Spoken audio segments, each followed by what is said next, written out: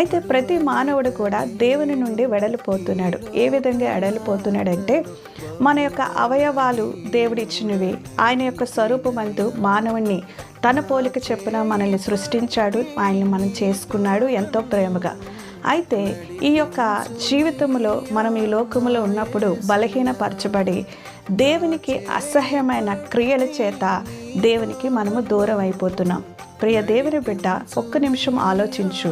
నీ జీవితంలో, నా బ్రతుకులో కూడా ప్రభువు మనకి సమీపంగా ఉండాలని ఆయన ఆశపడుతున్నాడు.